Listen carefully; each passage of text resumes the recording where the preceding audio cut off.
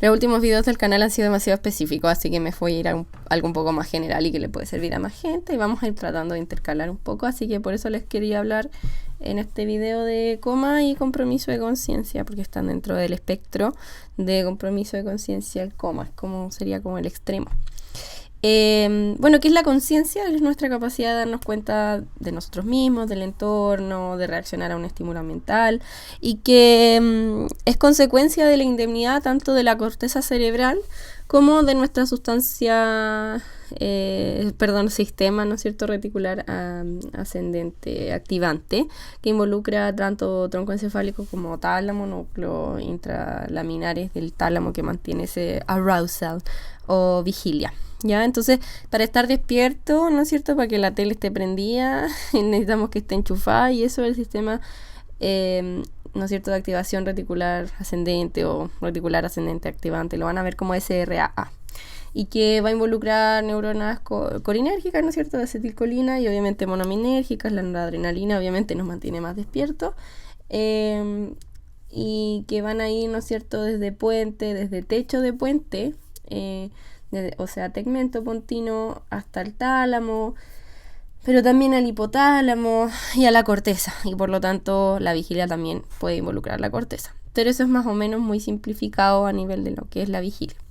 Y luego el contenido de nuestra conciencia, es decir, los canales que dan en ese televisor, están más que nada obviamente en las manos de la corteza cerebral, que nos mantienen alerta, más que nada respondiendo, ¿no es cierto?, que podamos comprender nuestro entorno y responder a él. Y por lo tanto, a partir de alteraciones tanto de corteza como de tronco y tálamo, etcétera, podemos encontrarnos con diferentes manifestaciones que comprometen la conciencia, ¿sí? Luego tenemos en el espectro de compromiso de conciencia, hay una forma de graficarlo que es bien bonita, en la cual nosotros podemos tener por un lado lo que es el despertar propiamente tal, la vigilia, y por otro el contenido, ¿no es cierto?, el contenido de la conciencia. Cuando nosotros no tenemos ni nivel, ¿no es cierto?, ni vigilia ni contenido, podemos estar en una anestesia general o en un coma, ¿no es cierto?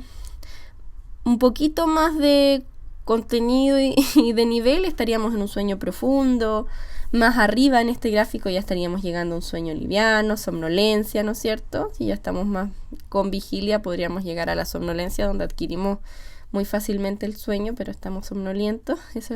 A mí no me gustan mucho esas palabras, entre somnoliento, obnubilación, pero entre el sueño liviano y estar completamente despierto está la somnolencia, ese momento en la mañana que ustedes como que todavía no terminan de despertar, ¿ya?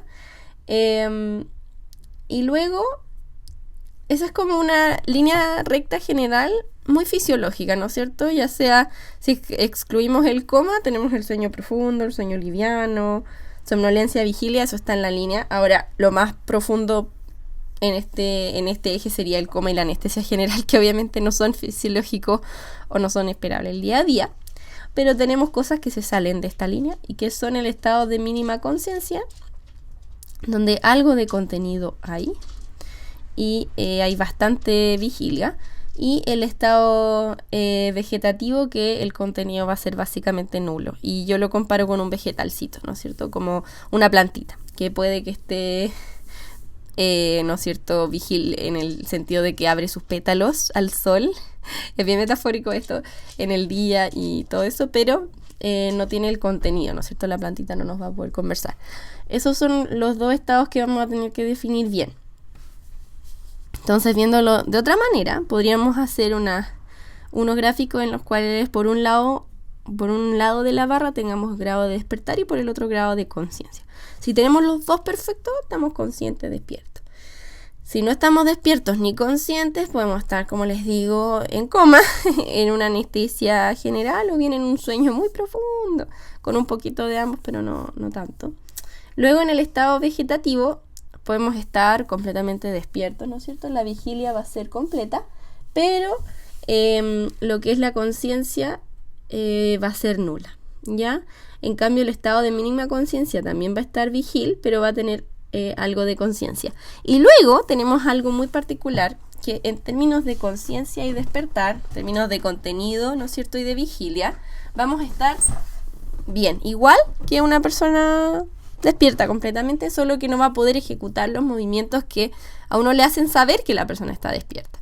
Ni nada, no va a poder ejecutar nada, no va a poder hablar, no va a poder moverse, y es porque la porción anterior del tronco encefálico que lleva esa información, ¿no es cierto?, desde los pedúnculos cerebrales, está comprometido. Y eso se llama el síndrome del cautiverio. Los tractos motores están dañados, por lo tanto, síndrome de encierro, cautiverio, locked-in syndrome, porque la persona está como encerrada en su propio cuerpo, ¿ya? Esos son como los estados. Entonces, bueno, ¿cómo podemos medir la conciencia? Rapiditos tenemos la escala de Glasgow, que ya la hemos visto en videos anteriores, y la verdad yo creo que si hay algo que es transversal en todas las carreras de medicina es que te van a pasar el Glasgow, o carreras de la salud en general, es algo que no sabemos, ¿no es cierto?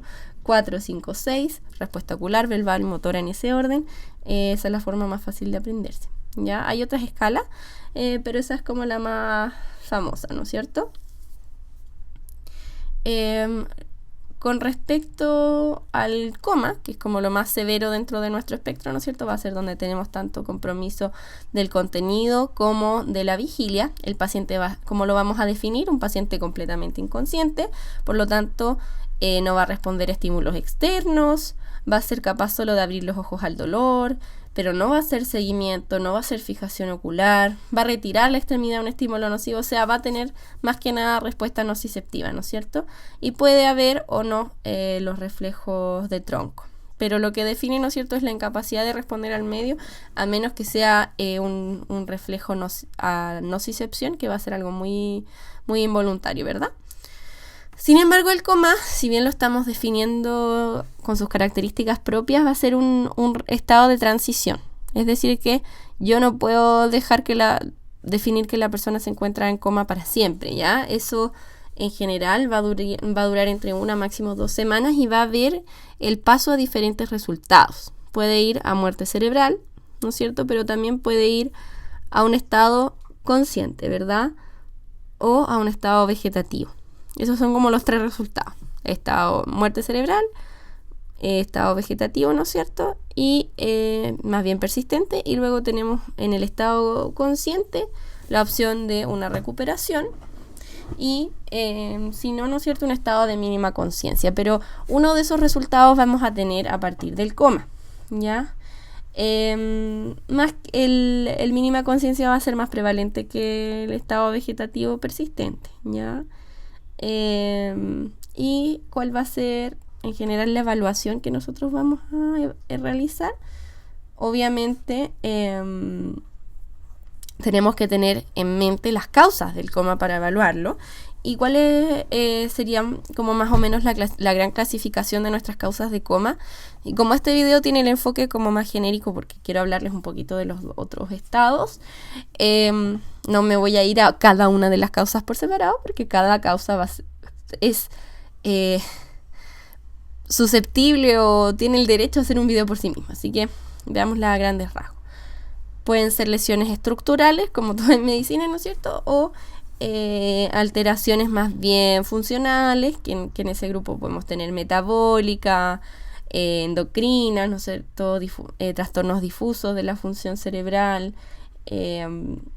Por ejemplo, en el caso de lesiones estructurales lo podemos dividir en el hemisferio, ¿no es cierto?, en hemisferios cerebrales y en tronco encefálico.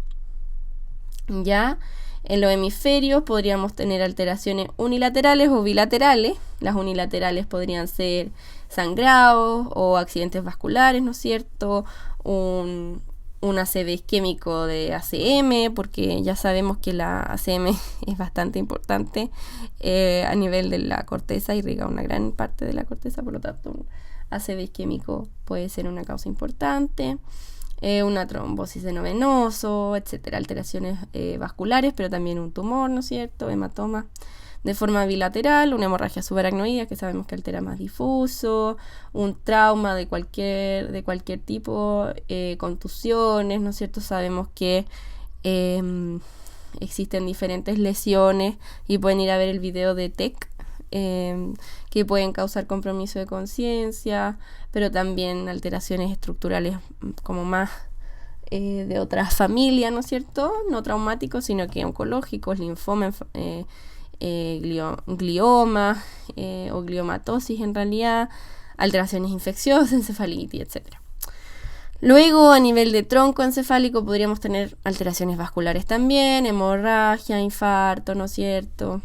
Y a nivel de cerebelo también alteraciones vasculares. Esos tipos de alteraciones estructurales podemos decir que van a ser vasculares, ya sea isquémica o hemorrágica, ¿no es cierto?, de territorios vasculares grandes, sino compromiso oncológico o infeccioso, ¿no es cierto?, en la parte estructural. Y luego en metabólico endocrino, claramente la hipoglicemia, de hecho va a ser la causa de que nosotros vayamos derechito a pedir un hemoglucotest dentro de la evaluación primaria, ¿ya? Hiponatremia, panhipopituitarismo, ¿no es cierto?, que es una catástrofe porque la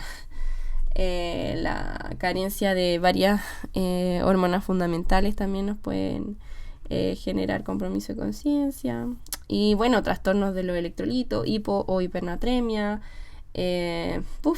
you name it, ¿no es cierto? Y luego alteraciones fisiológicas difusas, ¿no es cierto?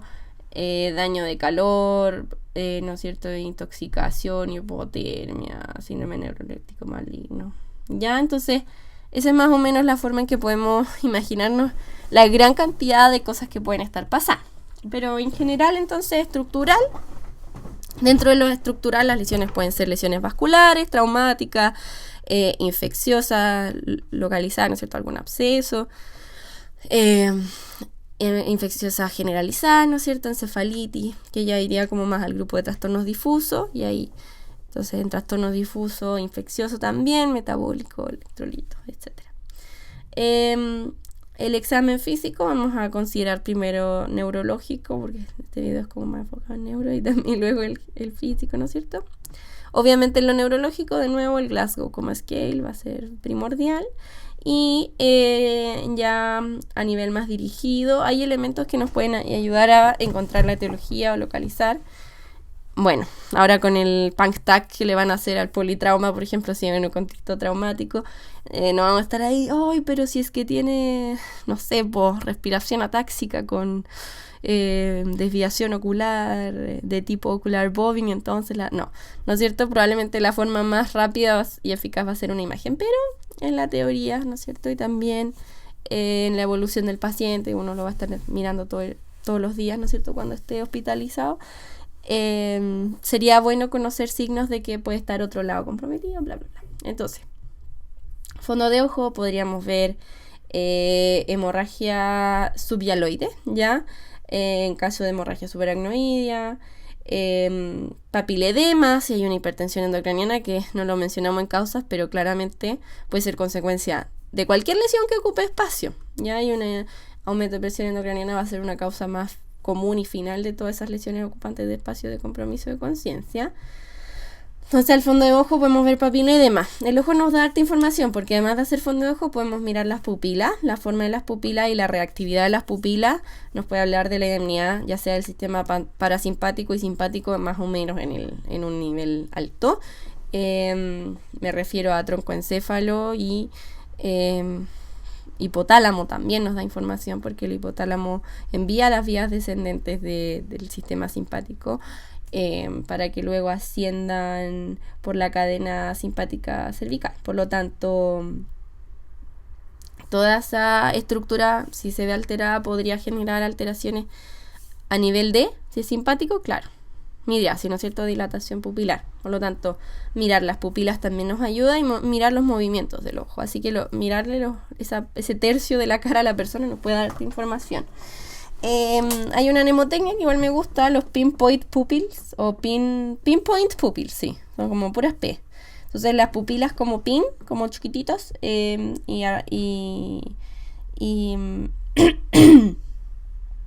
que se mantienen en ese tamaño pequeñito, como si estuvieran iluminadas constantemente, ¿verdad?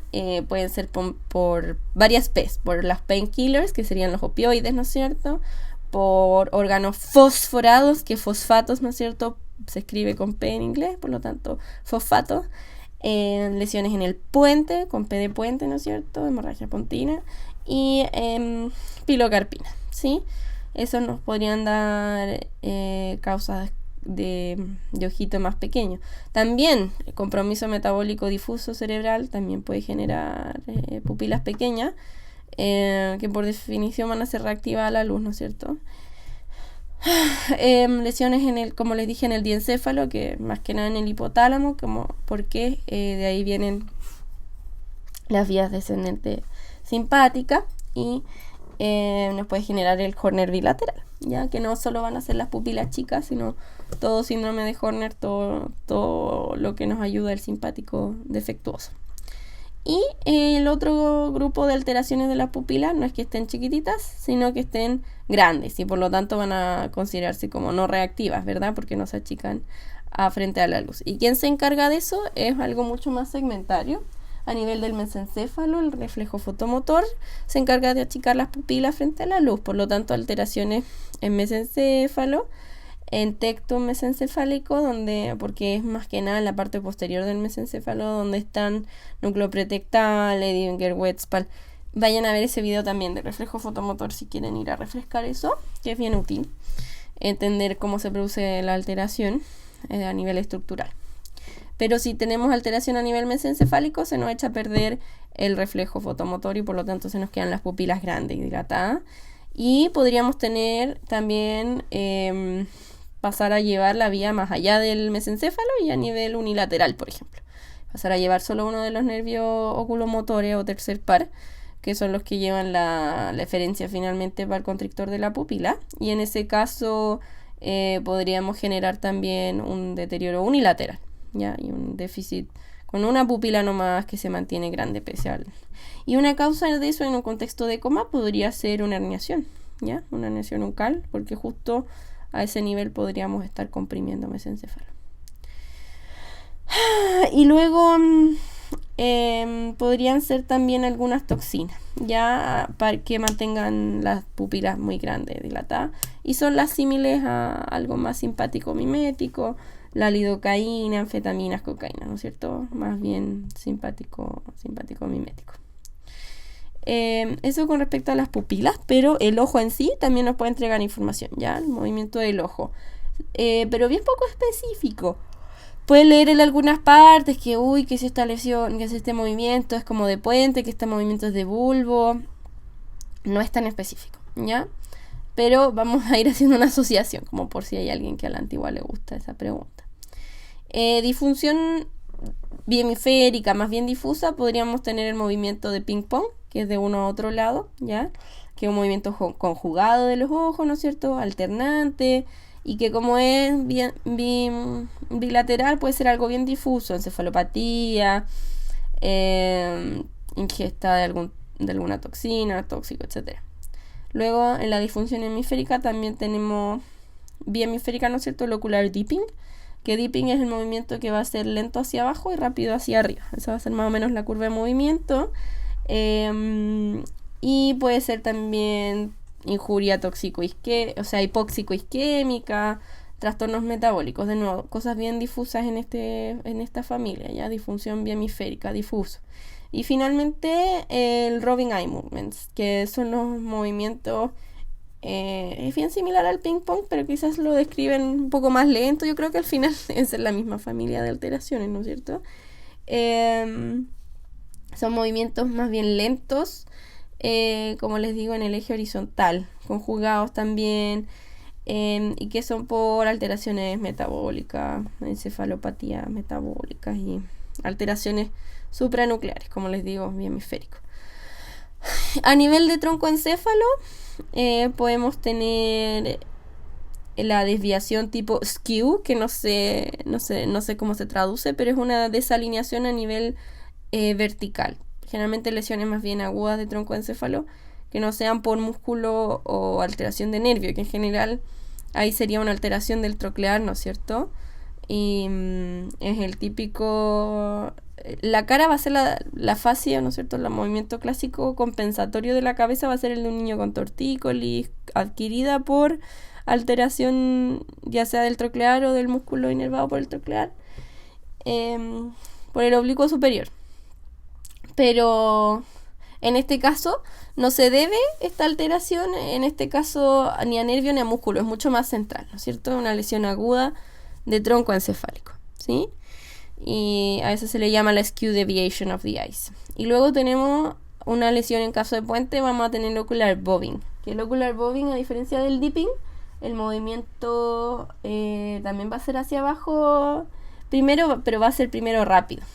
Entonces no va a ser lento hacia abajo, sino que rápido hacia abajo y después va a recuperar hacia arriba más bien lento. Y eso es lesión pontina, el famoso ocular bobbing. No sé qué tan famoso sea. Luego tenemos la desviación horizontal de los ojos hacia algún lado. Lo podríamos ver en un estatus convulsivo, ¿no es cierto? Epiléptico, algún accidente cerebrovascular hemisférico. Y el mecanismo estructural sería, la hipótesis que encontré por ahí buscando, sería el daño de el campo cortical frontal, ¿no es cierto?, que maneja el movimiento conjugado de los ojos a nivel de nervio abducens, en verdad, y de músculo recto, ¿ya? Medial de un lado y lateral del otro para que el movimiento sea conjugado, ¿no es cierto? El campo frontal visual ocular, campo ocular frontal, no sé bien cómo se llama en inglés, pero el frontal cortical eye field, ¿ya? Eso sería la zona alterada a nivel de corteza para que un accidente vascular o alguna lesión cerebral hemisférica te produzca la alteración de movimientos conjugados. Luego, a nivel de... Seguimos examinando pares craneales, ¿no es cierto? Pero nos salimos del ojo y nos vamos a mirar la respiración. Y más que nada el patrón respiratorio como alteración de tronco encefálico. Ya como algo más bien automático que está fallando y que nos habla de una lesión bien baja.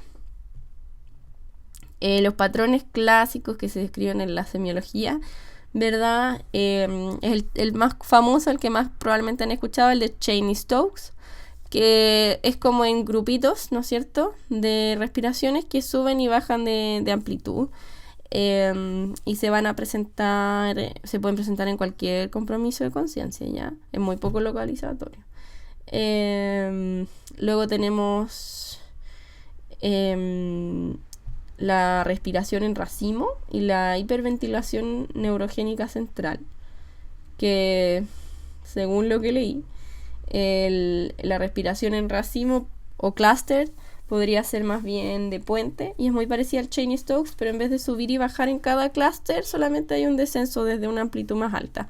Yo no sé, francamente, semiológicamente, cómo lo veo eso en un paciente, ya, pero es el dibujito clásico de la respiración que a uno le hacen y este es como en descenso los diferentes clústeres.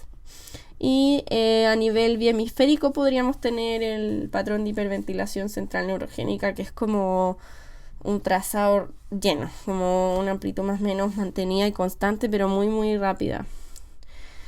Y luego tenemos la respiración atáxica, que es bastante ominosa, porque es un patrón muy desorganizado, un desastre. Y bueno, según la literatura se ubicaría de forma localizar, ¿no es cierto?, la lesión en tegmento lateral de puente inferior. Yo había escuchado que era en bulbo, por ejemplo, pero por eso les digo que puede ser un poco equívoco. A nivel motor, en el examen neurológico, bueno, hay que hacer el examen neurológico completo. Yo le estoy hablando de las clásicas perlas, ¿verdad?, que aparecen en el contexto compromiso-conciencia como elementos relevantes, que hay que prestar aún más atención. Obviamente la respuesta nocioceptiva, hay que ir a buscarla dirigidamente para poder calcular el Glasgow, sobre todo, si es que hay retiro, ¿no es cierto?, al estímulo nocioceptivo, y también ir a diferenciar si hay una respuesta de decorticación, ¿no es cierto?, si hay flexión de las extremidades, porque recordemos que en la decorticación se mantiene indemne el núcleo rojo, que es el que le da el tono más bien flexor a nuestras extremidades, y la respuesta de descerebración, donde ya perdimos todo, incluido el núcleo rojo, y por lo tanto mantenemos la extensión de las extremidades. Y a nivel motor podríamos ver algún mioclono generalizado espontáneo en un paciente con compromiso de conciencia, que podría ser obviamente parte de un estado epiléptico, un estatus, pero también puede ser lesiones anoxico-isquémicas, intoxicación por litios o por cefalosporinas, pesticidas, diferentes tóxicos ya podrían estar participando de esa manifestación motora. Finalmente, otro elemento que no les había comentado en los movimientos oculares, que quizá les puede llamar la atención o les pueden comentar, es los ojos de muñeca, los famosos ojos de muñeca que quizás escuchen por ahí. Los ojos de muñeca son una respuesta fisiológica, ya que es otra forma de llamarle al reflejo vestíbulo ocular, que quiere decir que nosotros de forma refleja tratamos de mantener la imagen que teníamos en la retina previamente, de forma inmediata. Y por lo tanto, cuando nuestro sistema, ¿no es cierto?, de pares craneales, en este caso, por ejemplo, vestibulares, octavo par, ¿no es cierto?, sensa una rotación, lo que hace es enviarle la información correspondiente a los pares que mueven nuestros ojitos, ¿ya? Que la forma más fácil de verlo es verlo, el abducen, ¿no es cierto?, el 6 con los rectos medial y lateral. Entonces, si yo muevo la cabeza para la derecha, mis ojos se van a mover para la izquierda, para yo quedar con la imagen que tenía antes. Para mover los ojos a la izquierda voy a activar el recto medial del lado derecho y el recto lateral del lado izquierdo. Y para eso voy a activar los abducen correspondientes y todo lo que hay entre medio, ese reflejo, la verdad, me la revisarlo ahora porque no es un video de reflejo vestíbulo ocular. Si lo quieren, pídanmelo en los comentarios, porque tengo hasta ahora solo video de reflejo fotomotor. Hice video de reflejo corneal, pero no sé si lo he subido. Examen físico general, ir a buscar elementos de intoxicaciones, ¿verdad? Bulas por intoxicación con barbitúrico, por ejemplo, ¿qué más? Sudoración profusa si hay un envenenamiento colinérgico, neuroléptico maligno, alteraciones hipotermia, hipertermia, ir a buscar esas cosas, y teniendo en mente las causas que ya conversamos. Y en los exámenes complementarios ya dijimos, ¿no es cierto?, imágenes para encontrar las causas estructurales, si es que no tenemos ni una pista, ¿verdad? Laboratorio general, ¿no es cierto?, perfil bioquímico, gases arteriales, buscar trastornos metabólicos agudos con los electrolitos, función tiroidea, quién sabe si está con un mixedema. Este video da para mucho, da para toda la medicina interna y la neurología junta. Pero laboratorio, ¿no es cierto? También hacer imágenes, buscar contacto, ¿no es cierto?, una evaluación inicial, si encontramos algo que haga necesario hacer resonancia, se hace. Punción lumbar, ¿verdad? Describir en caso de que ese compromiso de conciencia esté en un contexto más infeccioso o séptico, ir a buscar la meningoencefalitis. Y bueno, el eje se habla harto, pero sería más útil claramente en un contexto que pensemos que este compromiso de conciencia es parte de un estatus no epiléptico. Perdón, no convulsivo epiléptico, y es como un compromiso de conciencia, ¿verdad? Como manifestación del estatus. Así que, bueno, también sabemos que la encefalitis por herpes simple o algunas encefalitis virales nos pueden dar convulsiones, así que también en ese contexto el eje nos puede servir. Y finalmente, el manejo va a ser a primera hora el ABC, ¿verdad?, de la urgencia clásica, vía aérea, intubación, circulación, corregir todas las alteraciones de la presión, de hipotermia, hipertermia, corregir los electrolitos, ir a buscar la causa y manejarla, eso es como obvio, ¿no es cierto? Y la predicción de los resultados, bueno, hay indicadores de mal resultado, ¿verdad?, que son un estatus muy largo, mioclónico, epiléptico. Los estatus epilépticos muy largos pueden tener un mal pronóstico, que no hayan reflejos corneales o pupilares a los 3 días, que no hayan respuestas corticales, potenciales evocados ausentes, y eso es más o menos con respecto al coma. Y así, para tener rapidito la idea de lo que es vegetativo persistente y mínima conciencia, bueno, ya lo comentamos al principio, ¿verdad? Que van a ser los resultados posibles de del coma junto con la muerte cerebral. El vegetativo persistente tiene alterada la conciencia, la respuesta conductual, no hay lenguaje y no hay continencia ni vesical ni intestinal, pero puede conservar reflejos, ¿no es cierto?, a nivel de tronco, de pares craneales, movimientos nistálmicos, puede tener ciclo sueño-vigilia. Como les digo, la vigilia está buena, así que el ciclo sueño-vigilia está bien, ya va a tener los ojos abiertos durante el día. Hay vigilia, ya la presión arterial, todo esto está bien, pero como les digo, lo que está malo es el contenido, ya. Y el mínima conciencia tiene algo de alerta, o sea, tiene toda la alerta igual que el vegetativo, de hecho es un poquito mejor, ya, porque además de estar completamente alerta, vigilia y ciclo sueño-vigilia, tiene algo de conciencia mínima, por eso se llama mínima conciencia. Ya no, hay algo de contacto visual, hay giro de cabeza, hay defensa al dolor, hay, como les digo, seguimiento del movimiento con los ojos, pueden hablar un poquito y se les puede entender algo. Ya, eso sería mínima conciencia. Y finalmente, el otro outcome que dijimos que había del coma posible, ¿no es cierto?, además de la recuperación, es la muerte cerebral. La muerte cerebral la vamos a definir como la ausencia de reflejos de tronco, de respuestas motoras y de un impulso respiratorio, que claramente si el paciente está con algún soporte ventilatorio hay que hacer lo que se llama el test de apnea, que tiene su forma de hacerlo claramente. Y en el test de apnea lo que se mide es la PSO2 arterial. Entonces si baja mucho quiere decir que... Perdón, si sube mucho quiere decir que yo no estoy ventilando, porque recuerden que vean los videos de respiratorio ahora, la PCO2 es un muy buen indicio de la ventilación alveolar, porque difunde muy rápido, entonces si yo tengo una acumulación es que realmente no estoy ventilando. Así que yo básicamente hago lo que tengo que hacer, desconecto el sistema de soporte, como según una serie de reglas ya que existen para hacer un buen test de apnea, y si el paciente no respira por sí solo, básicamente, bueno, ahí se termina de definir la muerte cerebral, ¿ya? Para eso también hay requisitos. Esa es como la definición, pero hay requisitos para completar esta definición. Que la causa sea irreversible, ya que yo estoy segura de que la causa de esto es irreversible, que no se puede hacer nada ya, y que el paciente esté en condiciones normales, que según yo también tiene que ver con que sea irreversible, porque las normocondiciones son las causas reversibles. Entonces, que yo no tenga fármacos tóxicos, ¿no es cierto?, que tenga la volemia buena, que tenga normotensión, normocapnia, normoxemia, todo normal, normotermia ya, o sea que el paciente está en las condiciones reversibles, están chequeadas, y que las causas irreversibles está determinada, o sea, una causa conocida y es una causa que ya no se puede revertir, ¿ya?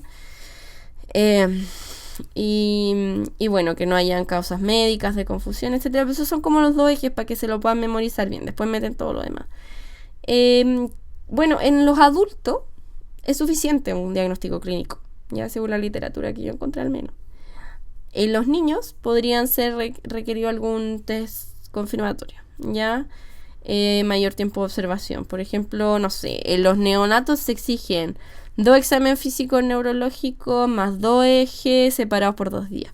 Después los niños más grandes hasta los 12 meses, bueno, no son niños grandes, pero ya no son neonatos, ya se van requiriendo menos exámenes porque hay que separarlos por un día nomás y así, ya, o sea, cada vez con más edad se van un poco haciendo más laxos los requisitos. Y en el adulto sería diagnóstico clínico. O bien apoyado por pruebas instrumentales que pueden ser el clásico EEG, ¿ya? Y los potenciales evocados. Y la implicancia legal sería básicamente que con muerte cerebral se puede determinar que el paciente puede donar órganos, ¿ya? Y ahí el final del video. Está larguísimo, yo creo que lo voy a partir en 2 si puedo. Voy a ver cómo lo hago, si es que lo puedo dividir, porque está demasiado larga esta cuestión. Besitos. Se les quiere, se les solicita cordialmente que me sigan en Instagram, YouTube, Spotify y las redes que aparezcan más adelante. También tengo TikTok. Vayan ahí. Chao, besos.